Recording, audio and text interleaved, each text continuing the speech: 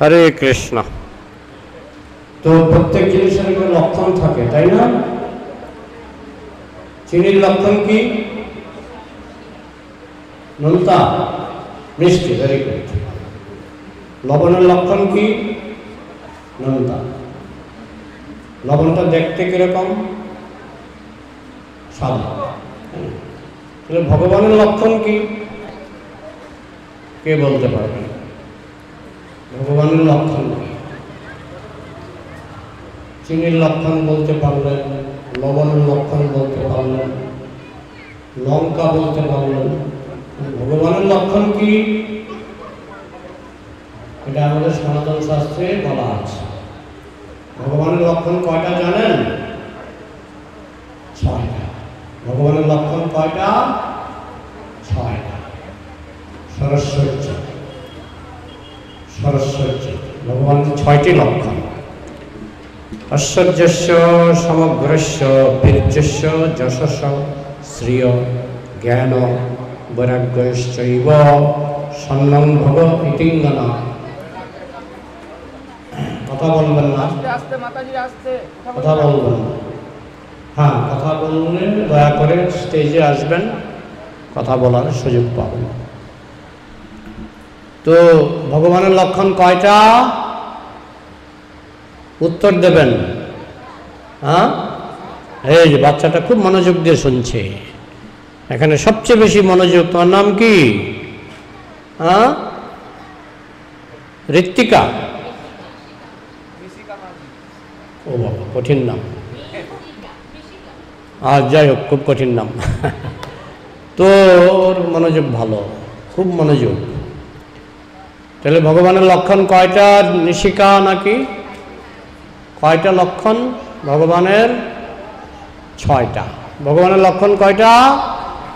6টা। আমি মাঝে মধ্যে প্রশ্ন করব, তাহলে বুঝতে পারবো যে নিশিকার মনোযোগ বেশি না দাদু দিদিমার মনোযোগ বেশি। ভগবানের লক্ষণ কয়টা? 6টা। ঐশ্বর্যস্য সমগ্রস্য বীর্যস্য যশস্য শ্রিয় জ্ঞান বৈরাগ্যশ্চৈব সন্ন্যং ভগ ইতিঙ্গনা। প্রথম লক্ষণ হচ্ছে ভগবান সব কিছুর মালিক। আপনি হয়তো বলতে পারেন, আমি এই বিল্ডিংয়ের মালিক, আমি 10 কাঠা জমির মালিক, আমি 1 বিঘা জমির মালিক। কিন্তু মৃত্যুর পর আপনি আর মালিক থাকেন না। আইসো ল্যাংটা যাইবা ল্যাংটা। তো আমি জন্মের আগে এই জায়গার মালিক ছিলাম না, মৃত্যুর পরে এই জায়গার মালিক থাকব না। তাহলে মালিককে? ভগবান। কৃষ্ণস্তু ভগবান স্বয়ং। কৃষ্ণ হচ্ছেন স্বয়ং ভগবান। তাহলে সব কিছুর মালিককে? কৃষ্ণ। সব কিছুর মালিককে? কৃষ্ণ। আমরা মালিক নই। যেমন আপনার বাড়িতে যদি 1 বস্তা চাল থাকে আর সারা রাত ইঁদুর চাল কেটে কেটে নিয়ে যায়, তাহলে 1 বস্তা চালের মধ্যে মনে করুন 50 কেজি ছিল, ইঁদুর 3 কেজি সরিয়ে ফেলল। তাহলে সেই 3 কেজি চালের মালিককে? ভগবান। ইঁদুর মালিক? 3 কেজি চাল পরিশ্রম করলে মালিক হয়ে যায়?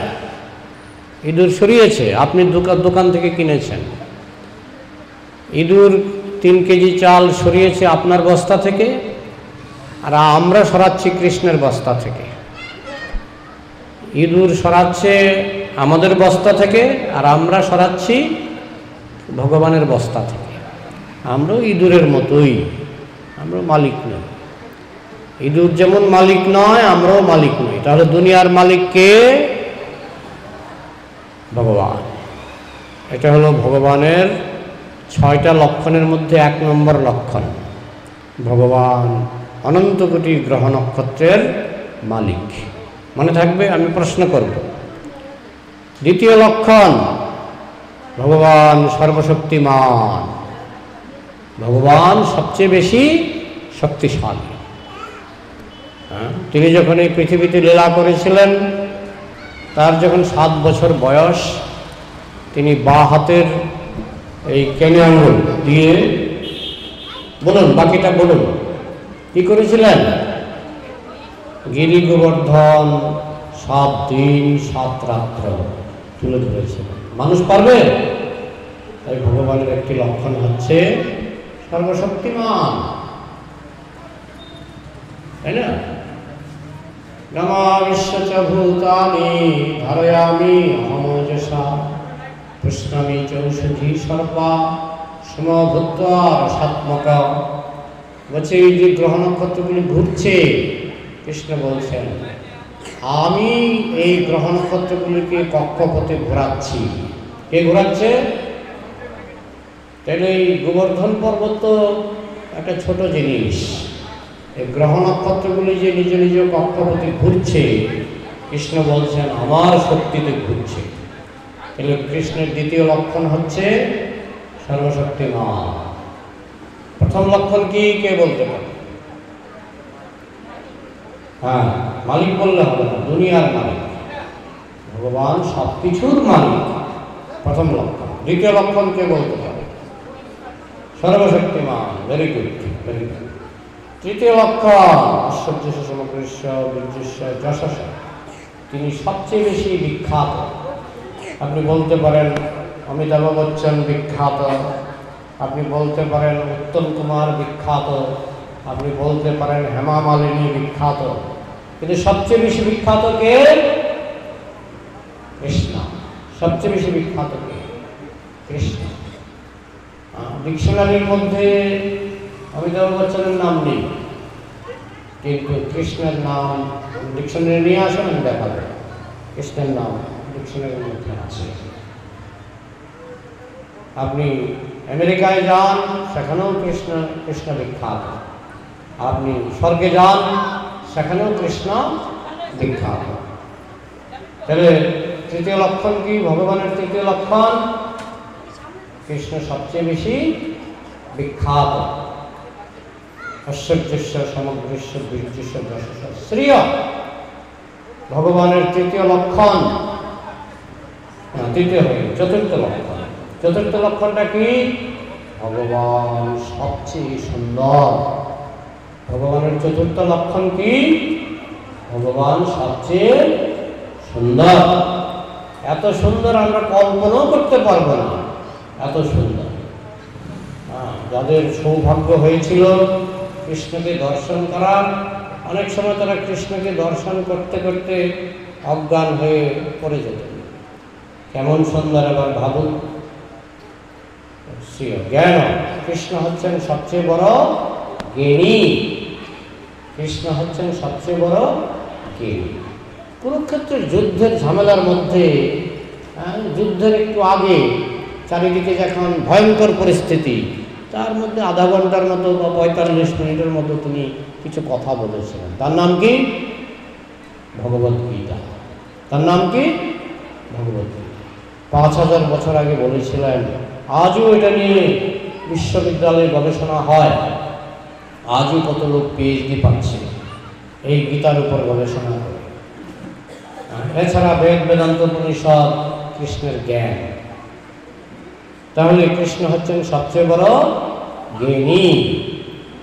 কৃষ্ণের ষষ্ঠ লক্ষণ, তিনি হচ্ছেন সবচেয়ে বড় বৈরাগী। বৈরাগী বলতে পারেন কৃষ্ণ তো 16,108 বিবাহ করেছিলেন, তাহলে তিনি বৈরাগী হলেন কি করে? কারণ তিনি এসবের প্রতি আসক্ত ছিলেন না। কৃষ্ণ কোনো কিছুর প্রতি আসক্ত নন। তিনি বহুবার প্রমাণ দিয়েছেন। রুক্মিণী ভেবেছিলেন কৃষ্ণ আমার প্রতি আসক্ত, কিন্তু কৃষ্ণ প্রমাণ দিয়েছেন আমি তোমার প্রতি আসক্ত নই, আমি তোমার প্রেমের প্রতি আমি তোমাকে সম্মান জানাই, তোমার প্রেমের সম্মান জানাই, ভালোবাসার সম্মান জানাই। সত্যভামা ভেবেছিলেন কৃষ্ণ আমার প্রতি আসক্ত, কৃষ্ণ প্রমাণ দিয়েছেন তোমার প্রতি আমি আসক্ত নই, কিন্তু তোমার ভালোবাসার মর্যাদা আমি দিতে চাই। তাহলে কৃষ্ণের 6টা লক্ষণ কে বলতে পারবে? দেখা যাক। কৃষ্ণের 6টা লক্ষণ একটা একটা করে আমি আরেকবার বলে নিচ্ছি। 1 নম্বর, তিনি জগতের মালিক, সব কিছুর মালিক। 2 নম্বর, তিনি সর্বশক্তিমান, ঐশ্বর্য সমকৃষি যশস্ব, তিনি সবচেয়ে বেশি বিখ্যাত। 3 নম্বর। 4 নম্বর, তিনি সবচেয়ে বেশি সুন্দর। 5 নম্বর, তিনি সবচেয়ে বেশি জ্ঞানী। 6 নম্বর, তিনি সবচেয়ে বড় বৈরাগী, ত্যাগী পুরুষ। কে বলতে পারবে 6টা লক্ষণ? কে বলতে পারবে? হাত তুলবেন। নিশ্চিত আর কষ্ট হবে না। 6টা লক্ষণ বলতে পারবে? কে বলতে পারবে 6টা লক্ষণ? কেউ না, হাত তুলুন, হাত তুলুন। আবার বলছি, প্রথম লক্ষণ, তিনি জগতের মালিক, সবকিছুর মালিক। ভগবানের 6টি লক্ষণ, লঙ্কার আর চিনি লবণ নয়, ভগবানের 6টি লক্ষণ। প্রথম লক্ষণ হচ্ছে তিনি জগতের সবকিছুর মালিক, সর্বশক্তিমান, তিনি হচ্ছেন সর্বশক্তিমান, সবচেয়ে বেশি শক্তিশালী, দ্বিতীয় লক্ষণ। তৃতীয় লক্ষণ, তিনি সবচেয়ে বেশি বিখ্যাত। চতুর্থ লক্ষণ, তিনি সবচেয়ে বেশি সুন্দর। পঞ্চম লক্ষণ, তিনি সবচেয়ে বেশি জ্ঞানী, সর্বজ্ঞ, তিনি সবচেয়ে বেশি জ্ঞানী। ষষ্ঠ লক্ষণ, তিনি সবচেয়ে বড় ত্যাগী পুরুষ বা বৈরাগী। বৈরাগী কে বলতে পারবে? আমি কিন্তু 2বার বলেছি, এবার কে বলতে পারবে? বলো, জোরে বলো, জোরে দাঁড়িয়ে বলো, দাঁড়িয়ে বলো।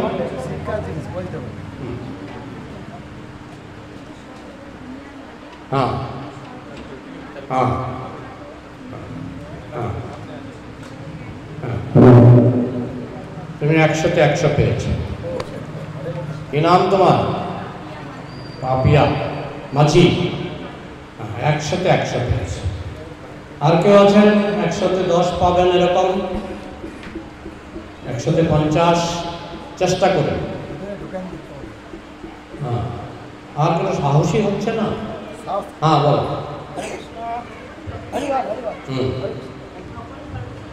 হ্যাঁ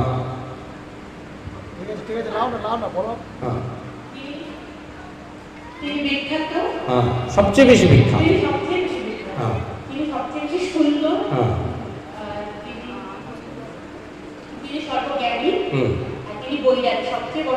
ভেরি গুড, 100-তে 100। কিন্তু 2জন 100-তে 100 পেয়ে গেল। নিশিতা বলো, নিশিতা 100-তে 100 পাওয়ার চেষ্টা করো না, আর একটু পরে আরো 2-1জন বড় মানুষ বলুন। হ্যাঁ, মাইকটা দিন, নিশিতাকে মাইকটা দিন। সবচেয়ে বেশি বিখ্যাত, একটা হলো, 6টা বলতে হবে। তুমি আরেকটু তিনি সবচেয়ে সুন্দর, তুমি সবচেয়ে বেশি জ্ঞানী, জ্ঞানী। 3টা পেয়ে গেছি।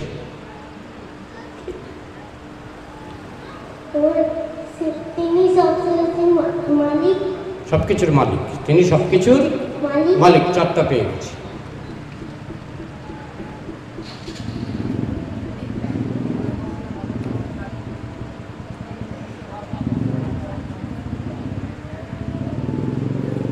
তুমি 60-70 পেয়েছো। এখন তোমাকে আরেকবার সুযোগ দেব। তার আগে আর কেউ বলবেন? তোমাকে আরেকবার সুযোগ দেব। তুমি কি বসো, আরেকবার সুযোগ দেব। আর কেউ বলবেন? যাই হোক, ও 4টা বলে ফেলেছে, 4খানা বলেছে। ও 60% ফার্স্ট ডিভিশন পেয়ে গেছে। আর কেউ বলবেন? আর কেউ? ভগবানের দেখুন সবকিছুর লক্ষণ থাকে, লবণের লক্ষণ থাকে, লঙ্কার লক্ষণ থাকে, তো ভগবানেরও লক্ষণ আছে। 6টা লক্ষণ সনাতন ধর্মাবলম্বীদের জানতে হবে। 6টা লক্ষণ। যাই 2জন 100-তে 100 পেয়েছে, ও বাচ্চা মেয়ে, ও 60 পেয়েছে। আর কেউ বলবেন কিনা? তারপরে নিশিতা আবার বলবে। এই তুমি পেছনে, নিশিতার পেছনে তুমি দাঁড়াও। বলো। এরপরে নিশিতা আবার বলবে, নিশিতা আবার বলবে, ঠিক আছে? হ্যাঁ, দাঁড়াও, বলো। ভগবানের 6টি লক্ষণ। তিনি জগতের মালিক, এক। তারপরে তিনি সর্বশক্তিমান, 2। তারপরে জগৎ বিখ্যাত, তারপর সর্বজ্ঞানী, ভেরি গুড। সর্বসুন্দর, হ্যাঁ, আর সর্ববৈরাগী। Very good. সবচেয়ে বড় বৈরাগী। তুমিও 100তে 100 পেয়েছো। নিশিতার সাহস বেড়েছে কিনা একটু? নিশিতা পারবে আরেকবার? আর একটু পরে আরেকজন। আচ্ছা, নিশিতা চেষ্টা করবে 6টা বলতে। বলো। তিনি সর্বশক্তিমান, ভেরি গুড। 1 নম্বর। তিনি সুন্দর, সবচেয়ে সুন্দর। হ্যাঁ, তিনি বিখ্যাত, ভেরি গুড। সবচেয়ে বেশি বিখ্যাত। সবচেয়ে বেশি বিখ্যাত,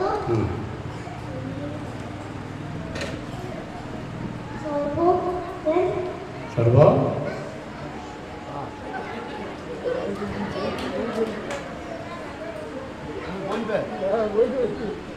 তিনি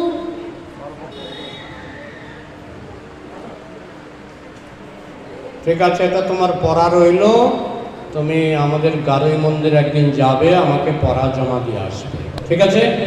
ভেরি গুড। তবু বাচ্চা হয়ে যেটুকু চেষ্টা করেছে, সবাই একবার হাততালি দিয়ে দিন। আরে ঠিক আছে, ঠিক আছে। গারোই মন্দিরে যাবে, প্রসাদ পাবে। হ্যাঁ, প্রসাদ পাবে, গারোই মন্দিরে যাবে আর আমাকে পড়াটা জমা দেবে, ঠিক আছে?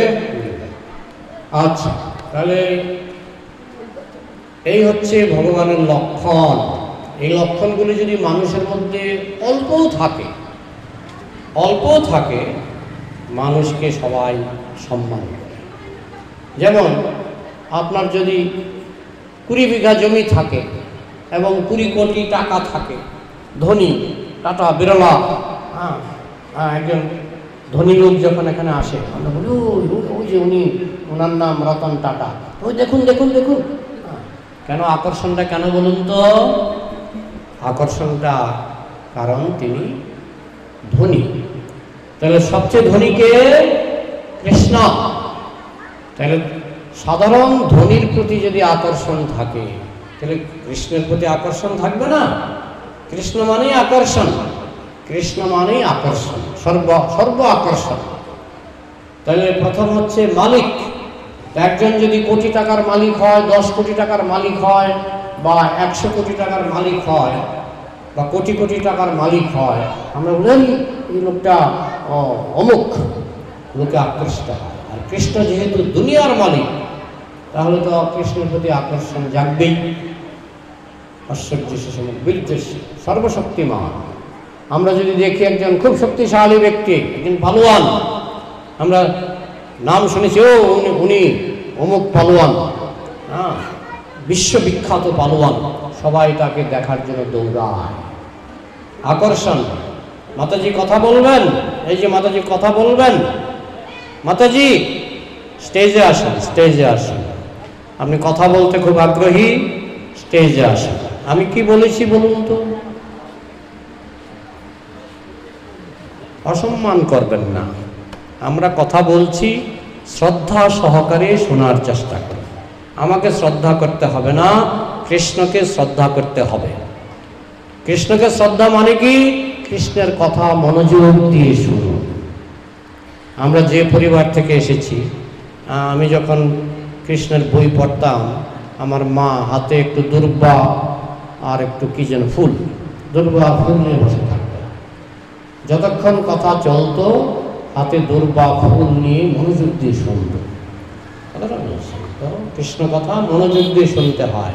আমাকে সম্মান করতে হবে না, কৃষ্ণকে সম্মান করতে হবে। বোঝা গেল? আমি কিন্তু মাঝে মাঝে প্রশ্ন করব। হ্যাঁ, আমরা ইসকন থেকে এসছি। ইসকন ওই যা কিছু আলোচনা, ইসকনের পক্ষ থেকে যেসব আলোচনা হয়, কিছু শেখার আছে, কিছু শেখার আছে ভগবান সম্পর্কে। তো যাই হোক, তো এইভাবে ভগবানের যে 6টি লক্ষণ, এই লক্ষণগুলি দিয়ে ভগবানকে চেনা যায়। মানুষের মধ্যে যদি এই লক্ষণগুলি 1% 0.5% একটা ভগ্নাংশ চলে আসে, মানুষের প্রতি লোকে আকৃষ্ট হয়। যেমন কৃষ্ণ সর্বশক্তিমান। এখন কোনো মানুষ যদি খুব পালোয়ান হয়, এক সময় ছিল দারা সিং, কিং কং, নাম শুনেছেন? লোকে দেখতে যেত, যদি কেউ বলেও দারা সিং এসছে, ও লোকে দৌড়ে যেত। কেন?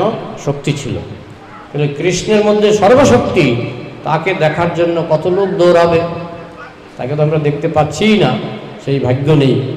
কিন্তু যেহেতু তিনি সর্বশক্তিমান, সবাই তার প্রতি আকৃষ্ট। যেমন মানুষ একটা ভগ্নাংশের শক্তি দেখেই, এই যে দারা সিং, কিংকং, একটা ভগ্নাংশ, সেটা দেখেই লোকে আকৃষ্ট হয়। তাহলে যিনি সর্বশক্তিমান, তাকে দেখে মানুষ না জানি কত আকৃষ্ট হবে। তাহলে দ্বিতীয়। তৃতীয়, তিনি সবচেয়ে বেশি বিখ্যাত। যেমন একজন, মনে করুন একজন কবি, বিখ্যাত কবি, দেখতে হয়তো খুব একটা সুন্দর নয়, কিন্তু নাম করা কবি, তিনি যদি এখানে আসেন, লোকে দৌড়ায়, উনি, ওনার নাম শুনেছেন? উনি খুব নাম করা কবি, বিখ্যাত। তো কৃষ্ণ হচ্ছেন সবচেয়ে বেশি বিখ্যাত, তাই সবাই তার প্রতি আকৃষ্ট। চতুর্থ, কৃষ্ণ সবচেয়ে সুন্দর। এখন যদি এখানে কোনো সুন্দর পুরুষ বা নারী, আজকাল যেমন প্রতিযোগিতা হয় বিশ্ব সুন্দরী, এখন কোনো বিশ্ব সুন্দরী যদি এই বছর একজন মুসলমান পুরস্কারটা পেয়েছে, বিশ্ব সুন্দরী আরব থেকে, না মুসলমান, এক মুসলমান মহিলা বিশ্ব সুন্দরী পুরস্কার পেয়েছে, আমি দেখছিলাম ইউটিউবে। তো এখন কোনো বিশ্ব সুন্দরী বা কোনো সুন্দর পুরুষ যদি এখানে আসে, লোকে দেখতে যায়। কেন? তার মধ্যে কৃষ্ণের যে গুণ সবচেয়ে সুন্দর, তার একটা ভগ্নাংশের ভগ্নাংশ তার মধ্যে আছে। জ্ঞানী ব্যক্তি, একজন জ্ঞানী ব্যক্তি, নাম করা নোবেল পুরস্কার পেয়েছেন বৈজ্ঞানিক, তিনি যদি এখানে আসেন, লোকে বলা বলি করে, উনি নোবেল পুরস্কার পেয়েছেন, উনি একজন বড় বৈজ্ঞানিক, লোকে আকৃষ্ট হয়। কিন্তু সবচেয়ে জ্ঞানীকে কৃষ্ণ, কিন্তু লোকে আকৃষ্ট হবে না কেন? আর বৈরাগী দেখলে লোকে আকৃষ্ট হয়। মহাপ্রভু তিনি বৈরাগী, তিনি যেখান দিয়ে যেতেন, মহাপ্রভুর চরণ যেখানে পড়তো, সেখানে সবাই একটু একটু করে মাটি নিত, গর্ত হয়ে যেত, মাটিতে গর্ত হয়ে যেত। কিসের আকর্ষণ? বৈরাগ্যের আকর্ষণ। প্রভুপাদ যখন আমেরিকায় গিয়েছিলেন, 40 টাকা নিয়ে গিয়েছিলেন, কিন্তু লোকে প্রভুপাদের প্রতি আকৃষ্ট হয়েছিলেন। কিসের আকর্ষণ? তিনি ছিলেন একজন সন্ন্যাসী, বৈরাগী। তাহলে বৈরাগ্য মানুষকে আকৃষ্ট করে। এই 6টা জিনিস কৃষ্ণের মধ্যে আছে বলে সবাই কৃষ্ণের প্রতি আকৃষ্ট। এই জন্য কৃষ্ণ মানেই আকর্ষণ। তিনি থাকেন গোলকে, চিৎ জগতে, গোলকে থাকেন, কিন্তু মাঝে মধ্যে তিনি পৃথিবীতে অবতীর্ণ হন। আর যখন তিনি পৃথিবীতে অবতীর্ণ হন, তখন তিনি ভক্তদের সঙ্গে লীলা করেন। এই লীলা হচ্ছে অনেকটা নাটকের মতো। এই জগতে তিনি নাটক করেন, রামচন্দ্র রূপে নাটক করেছেন। নাটক, নাহলে সীতা হরণ করার ক্ষমতা রাবণের নাই। যে সীতাকে রাবণ নিয়ে গিয়েছিলেন, কুর্মপুরাণে লেখা আছে, সেটা ছিল নকল সীতা, আসল সীতা ছিলেন স্বর্গে। আসল সীতাকে রাবণ নিয়ে যেতে পারেনি, নিয়ে গেছিলেন নকল সীতা। নাটক ছিল, কিন্তু যারা বুঝতে পারে না, তারা মনে করে ভগবানের বউকে ভগবান বাঁচাতে পারল না, কিসের ভগবান? আর সনাতন ধর্মের লোকগুলি, তারা নিজেদের শাস্ত্র নিজেরাই জানে না, তারা জানে না এটা নকল সীতা, তারা জানে না এটা নাটক। তাই তারা ওই অন্য মানুষের কথায় বিভ্রান্ত হয়ে মনে করে ও রাম ঠিক নাই, রাম ভগবান ঠিক নাই। এইভাবে কৃষ্ণ সম্পর্কে অনেক কথা আমাদের শাস্ত্রে লেখা আছে। কিন্তু এই জগতে তিনি যখন অবতরণ করেন, তখন তিনি কিন্তু নাটক করেন। কপট মানুষ, ভাগবতে বলা হয়েছে কপট মানুষ, নকল মানুষ। কপট মানে কি? আমরা কপটতা বলি না, কপটতা। কৃষ্ণের একটি নাম হচ্ছে কপট মানুষ। তিনি নকল মানুষ, কারণ তিনি হচ্ছেন ভগবান। তো এখানে যে মানুষের মতো এসে কান্না করছেন, মা যশোদা তাকে কান মলে দিচ্ছেন, তিনি ভয় পাচ্ছেন। নকল মানুষ, নকল মানুষ, নাটক করছেন। আসলে তিনি সর্বশক্তিমান।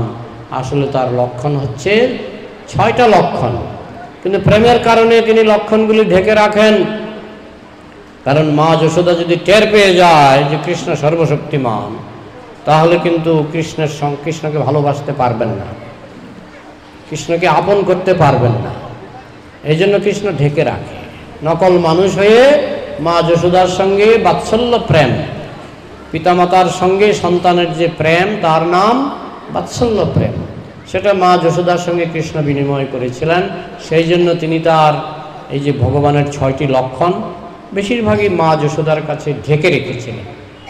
তার মাঝে মাঝে মা যশোদা টের পেয়ে গেছেন।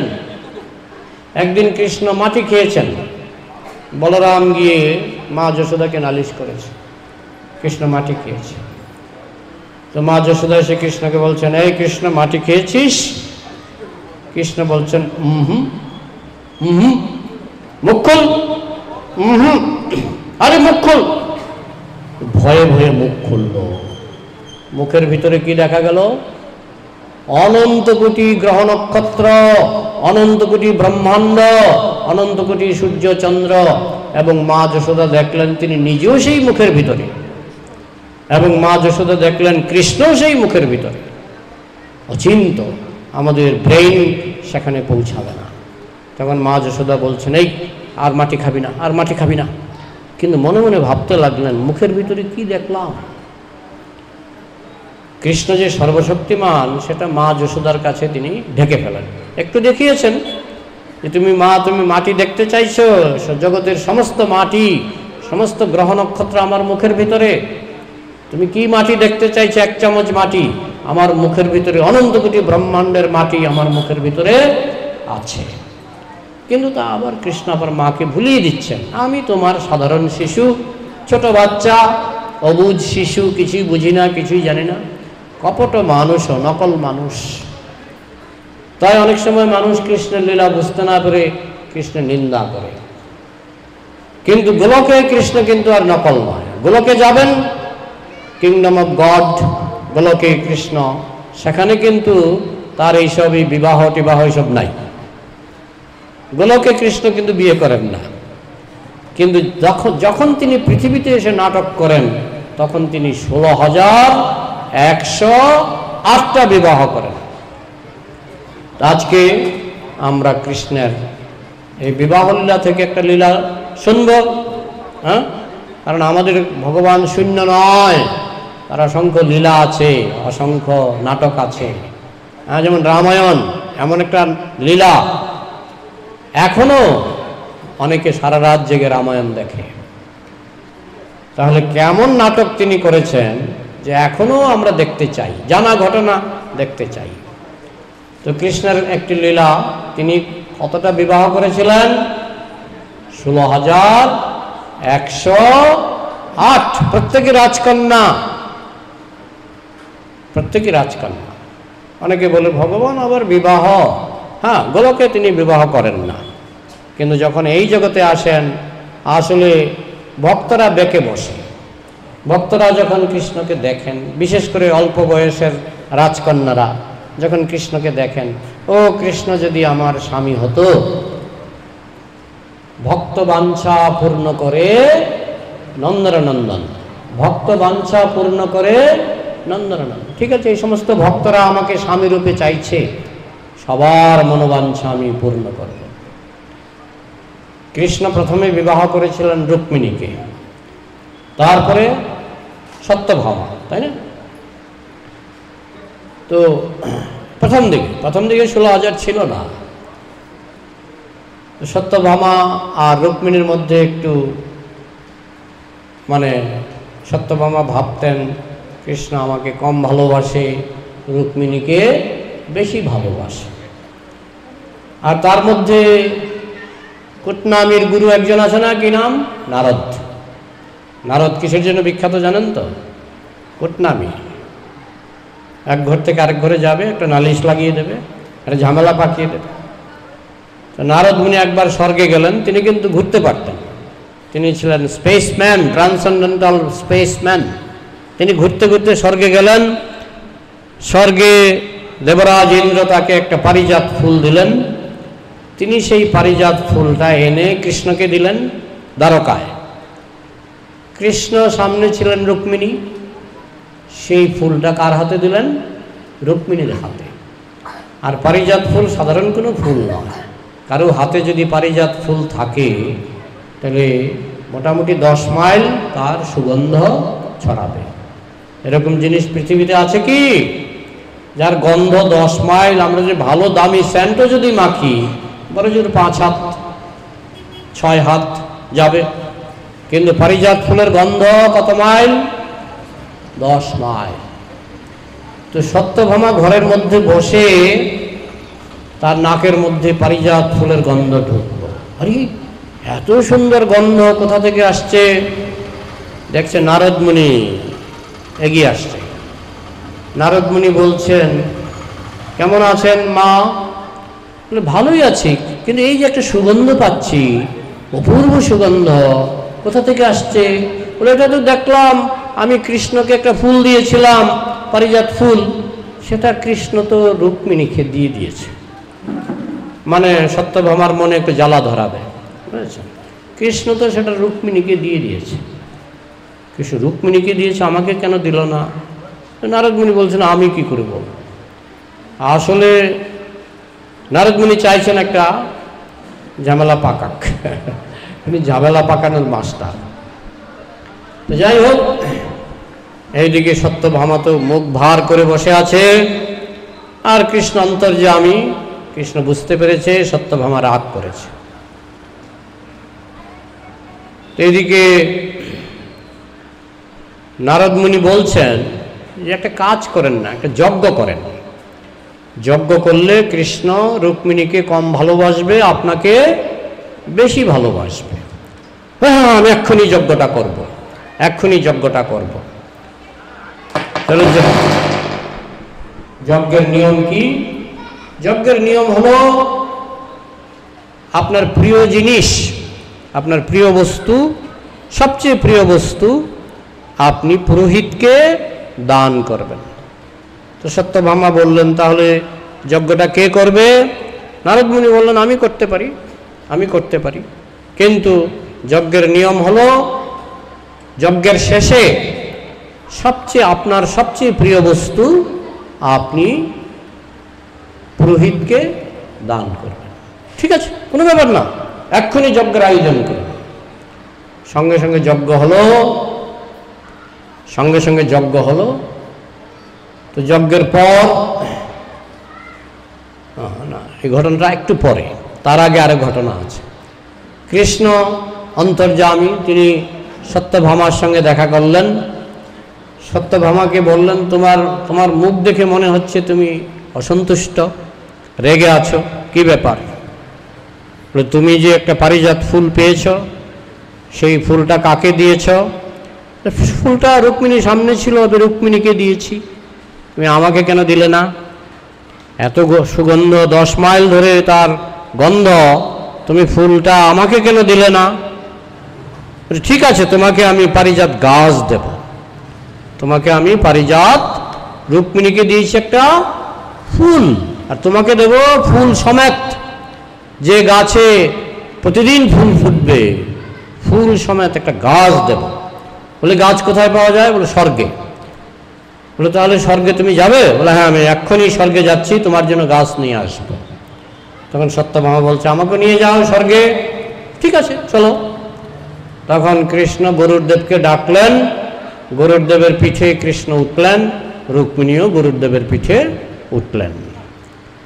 তারপরে তারা যখন রওনা হচ্ছেন, তখন 16,100 জন রাজকন্যা চিৎকার করছেন। একটা নরকাসুরের রাজবাড়ি, নরকাসুরের রাজবাড়ি। নরকাসুর প্রতিজ্ঞা করেছিলেন যে 20,000 রাজকন্যা হলে আমি একসঙ্গে বিবাহ করব। এটা নরকাসুরের প্রতিজ্ঞা ছিল। তিনি 16,100 জন জমিয়েছেন বিভিন্ন প্রান্ত থেকে, পৃথিবীর বিভিন্ন প্রান্ত থেকে শুধু নয়, পৃথিবীর বাইরে গন্ধর্ব লোক, কিন্নর লোক, চারণ লোক, বিভিন্ন জায়গা থেকে তিনি রাজকন্যা এনে জমিয়েছেন। 16,100 হয়েছে। কত হলে বিবাহ করবেন? 20,000 হলে তার পরিকল্পনা। 20,000 হলে আমি একসঙ্গে বিবাহ করব। তো সেই সমস্ত রাজকন্যাগুলিকে তিনি জেলে আটকে রেখেছিলেন। আর জেল থেকে সবাই হে গোবিন্দ, হে কৃষ্ণ, হে গোবিন্দ জেল থেকে ডাকছিলেন।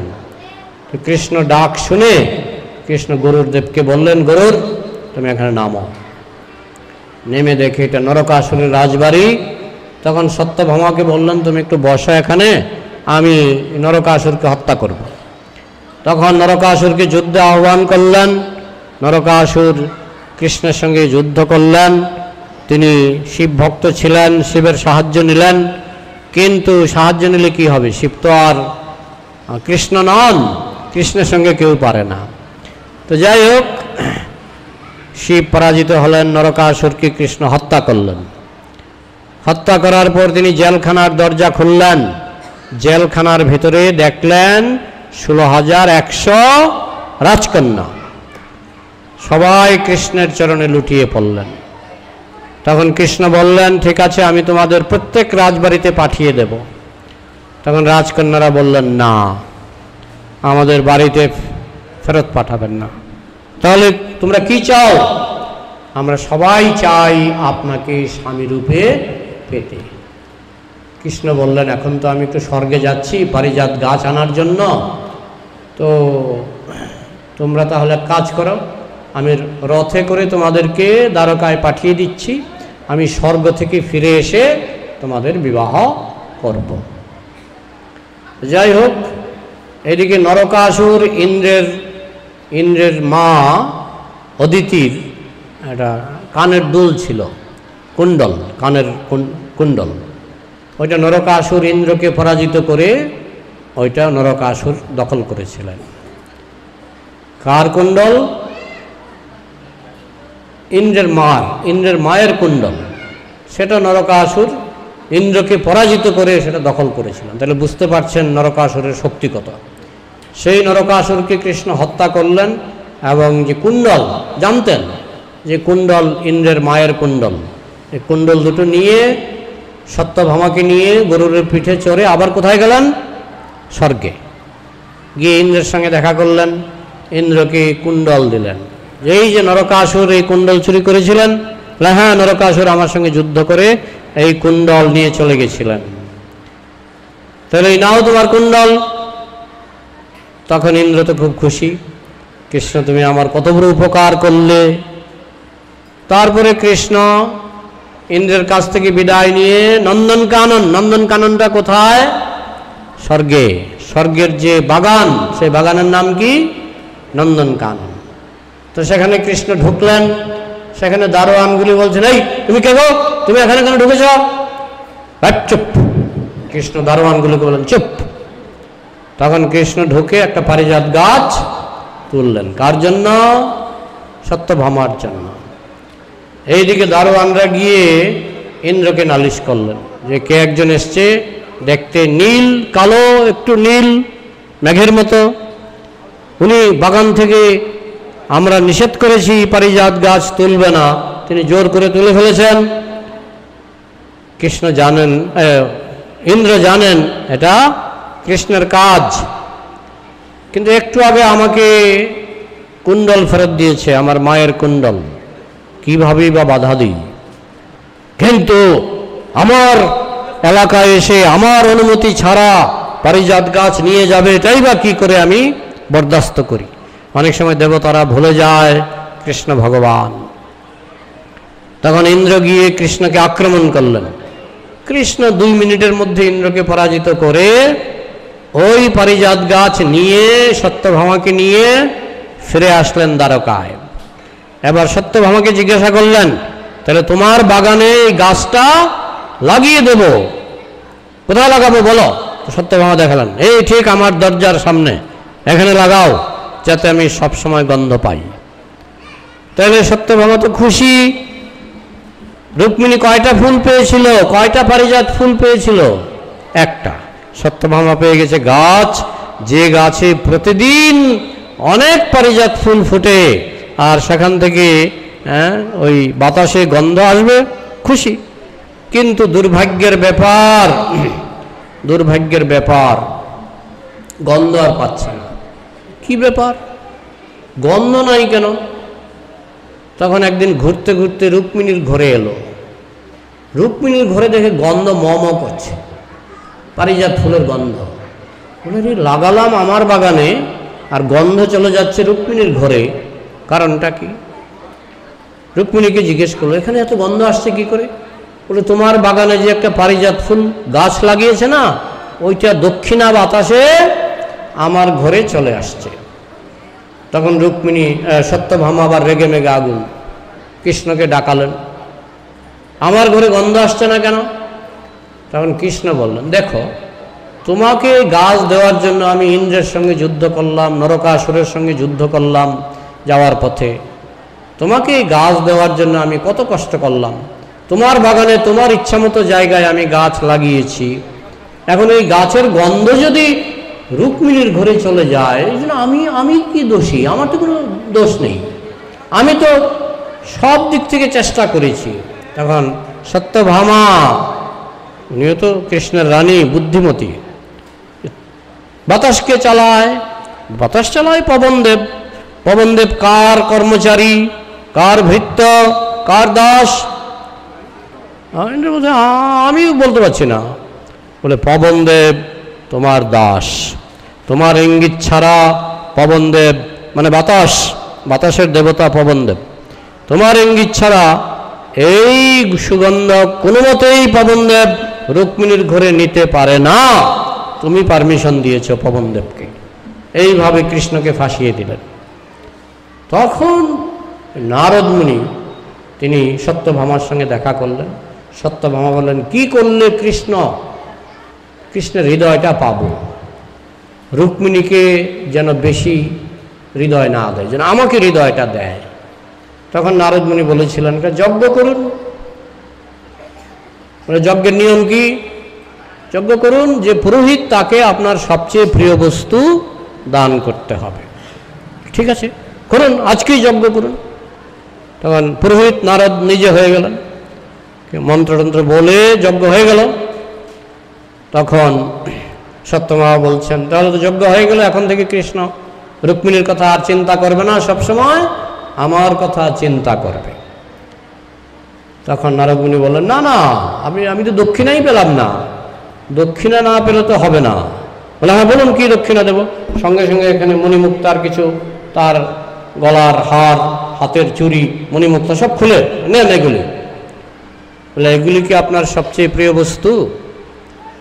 তখন সত্যভামা মনে মনে ভাবছেন, এগুলি আমার কাছে কোনো মূল্যই নাই, তাহলে আপনার সবচেয়ে প্রিয় বস্তু কি? তখন সত্যভামা বললেন, এই সংসারে আমার কোনো প্রিয় বস্তু নাই, আমার শুধু একমাত্র প্রিয় হচ্ছেন মাতাজি। মাতাজি, মাতাজি, বলুন কি বলেছি? সেই এটা ইসকন স্ট্যান্ডার্ড, মনোযোগ দিয়ে শুনবেন। যাই হোক, তখন নারদ মুনি বললেন, যতক্ষণ আপনি দক্ষিণা না দিচ্ছেন ততক্ষণ পর্যন্ত আপনি কৃষ্ণের হৃদয় পাবেন না। তো আপনার সবচেয়ে প্রিয় বস্তু আপনি দক্ষিণা দেবেন, সবচেয়ে প্রিয় বস্তুটা কি? তখন সত্যভামা দেখলেন, এই সংসারে কোনো কিছুই আমার কাছে প্রিয় নয়, আমার একমাত্র প্রিয় হচ্ছে কৃষ্ণ। বললেন, নারদ মুনি কিছু মনে করবেন না, এই সংসারের ধন সম্পদ কোনো কিছু আমার প্রিয় নয়, আমার একমাত্র প্রিয় হচ্ছে কৃষ্ণ। তখন নারদ মুনি বললেন, তাহলে কৃষ্ণকে দক্ষিণা দিন। আরে কি বলছেন, আমি যজ্ঞ করলাম কৃষ্ণকে পাওয়ার জন্য, এখন কৃষ্ণকে দক্ষিণা দিন বললে হবে নাকি?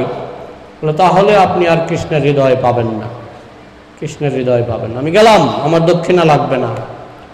পুরোহিত, নারদ মুনির মতো পুরোহিত দক্ষিণা ছাড়া চলে যাচ্ছেন। সত্যভামা কান্নাকাটি শুরু করলেন। সেই সময় কৃষ্ণ তো সর্বজ্ঞ, সব জানে। সেই সময় কৃষ্ণ এসে উপস্থিত, দেখছে নারদ মুনি রেগে মেগে পালিয়ে যাচ্ছে। হে নারদ মুনি, আসো আসো। সত্যভামা কাঁদছে কেন জিজ্ঞেস করুন। সত্যভামা তো লজ্জায় বলতেও পারছে না। যে তুমি যেন রুক্মিণীকে হৃদয় না দিয়ে সম্পূর্ণ হৃদয় আমাকে দেবে, সেই জন্য নারদ মুনিকে দিয়ে একটা যজ্ঞ করিয়েছিলাম। আর সেই যজ্ঞের নিয়ম ছিল যে আমার সবচেয়ে প্রিয় বস্তু আমি পুরোহিতকে দেব, তো আমার সবচেয়ে প্রিয় তুমি, তো নারদ মুনি তো তোমাকে চাইছে, যেই জন্য যজ্ঞ করলাম সেই যজ্ঞই তো আমার পণ্ড হয়ে যাচ্ছে। তখন কৃষ্ণ বললেন, দেখো কথার দাম রাখতেই হবে, সুতরাং আমি নারদ মুনির সঙ্গে গেলাম। আমি যেহেতু দক্ষিণা, আমি নারদ মুনির সঙ্গে গেলাম। তখন কৃষ্ণ নারদ মুনি কৃষ্ণের হাত ধরে নিয়ে চলে যাচ্ছেন। সেই সময় 16,000 রানী খবর পেয়ে গেছেন, 16,100 ওদের বিবাহ হয়ে গেছে। 16,108 জন, কৃষ্ণ সাক্ষাৎ বিয়ে করেছিলেন 8 জন, আর নরকাসুরের কাছ থেকে পেয়েছিলেন 16,100 জন, 16,108 জন। সব রানীরা কান্নাকাটি শুরু করে দিয়েছিলেন, নারদ মুনি কৃষ্ণকে নিয়ে চলে যাচ্ছে সত্যভামার ভুলের জন্য। সত্যভামা ভুল করে প্রতিজ্ঞা করেছিলেন যে তার সবচেয়ে প্রিয় বস্তু দেবেন, আর তার সবচেয়ে প্রিয় হচ্ছেন কৃষ্ণ স্বয়ং। এখন কৃষ্ণকে নিয়ে নারদ মুনি চলে যাচ্ছেন। তখন সব রানীরা মিলে বলছে, আমরা আত্মহত্যা করব, আমরা কৃষ্ণকে ছাড়া থাকতে পারবো না। তখন নারদ মুনি ব্রহ্মচারী মানুষ গেলেন হকচকিয়ে, কি করি রে বাবা। ঠিক আছে, কৃষ্ণের সমান কিছু আমাদের দিন, কৃষ্ণের সমান কিছু, কৃষ্ণের সমান কি, যা খুশি দিন। তখন সমস্ত 16,108 জন রানী সত্যভামার রুক্মিণী ছাড়া তারা তাদের গায়ের যত অলঙ্কার ছিল সব অলঙ্কার খুলে দাড়িপাল্লা নিয়ে এসেছিলেন। একদিকে দ্বারকার যত অলঙ্কার, আরেকদিকে কৃষ্ণ। বারবারই দেখা যাচ্ছে যে কৃষ্ণ ভারী আর অলঙ্কারগুলি উপরে উঠে যাচ্ছে, তার মানে সমান হচ্ছে না, সমান হচ্ছে না।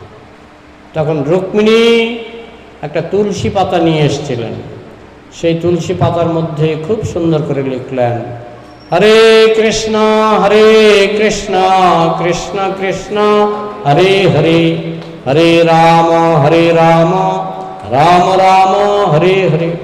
তারপর সেই তুলসী পাতাটা তিনি দাড়িপাল্লায় রাখলেন, একদিকে কৃষ্ণ একদিকে তুলসী পাতা, তুলসী পাতা তার মধ্যে কৃষ্ণ নাম লেখা, সমান হয়ে গেল। তখন নারদ মুনি তুলসী পাতাটাকে মাথায় করে কৃষ্ণকে রেখে চলে গেলেন। যেই নাম সেই কৃষ্ণ ভজনিষ্ঠা করি, নামেরও সহিত আছেন আপনি শ্রীহরি। শোনো শোনো শোনো ভাই, নাম সংকীর্তন, যে নাম শ্রবণে হয় পাপ বিমোচন। হরে কৃষ্ণ কৃষ্ণ কৃষ্ণ হরে হরে, হরে রাম রাম রাম হরে হরে। এবার কারো যদি কিছু প্রশ্ন থাকে আলোচনা করা যায়। হরে কৃষ্ণ। হরে কৃষ্ণ। তো আপনাদের এই যে পাঠ দিলেন তার বিষয় সম্পর্কে যদি কিছু আপনাদের প্রশ্ন থাকে আপনারা করতে পারেন। এমন প্রশ্ন করবেন না যে কৃষ্ণের দাদুর নাম কি, তাতে আপনাদের কোনো উপকার হবে না। এমন প্রশ্ন করবেন যে আমি আলোচনা ভিত্তিক প্রশ্ন, প্রাসঙ্গিক আলোচনা ভিত্তিক প্রশ্ন। হরে কৃষ্ণ। এমন প্রশ্ন করবেন যে আমরা ভক্তি ভক্তি করে পালন করবো বা কি করে শেষ করবো। তার মধ্যে আপনাদের কিছু সংখ্যক প্রশ্ন থাকে তা আপনারা করতে পারেন নিঃসংকোচে। হরে কৃষ্ণ। হাত তুলুন, যারা প্রশ্ন করবেন তারা হাত তুলতে পারেন, তাদের কাছে আমরা মাইক নিয়ে যাবো, আপনারা প্রশ্ন করতে পারেন। হরে কৃষ্ণ। আমাদের গারুই মন্দিরে প্রতিদিন জুম ক্লাস হয়। জুম বুঝেন? জুম মানে আপনি রান্নাঘরে বসেও ক্লাস শুনতে পাবেন, আপনি আমেরিকা থেকেও ক্লাস শুনতে পারবেন, রাশিয়া থেকেও ক্লাস শুনতে পারবেন। এর নাম জুম ক্লাস। এই জন্য আমাদের মধ্যে লিফলেট পাওয়া যায়, লিফলেটে সব ব্যাখ্যা করা আছে কীভাবে জুম ক্লাসের সদস্য হবেন, পয়সা লাগে না। আর আমার একটা ইউটিউব চ্যানেল আছে, আপনারা যদি সাবস্ক্রাইব করতে চান পয়সা লাগে না, আমাকে মোবাইলটা দিলে আমি সাবস্ক্রাইব করে দেব। তাহলে কোনো প্রশ্ন আছে কি? এটা রাখছি। জয় শিল প্রভুপাদ কি, সমবেত বৈষ্ণব ভক্তবৃন্দ কি, কুলটি কি শ্রীপুর কুলটি শ্রীপুরবাসী বৈষ্ণব ভক্তবৃন্দ কি, জয় গুরু।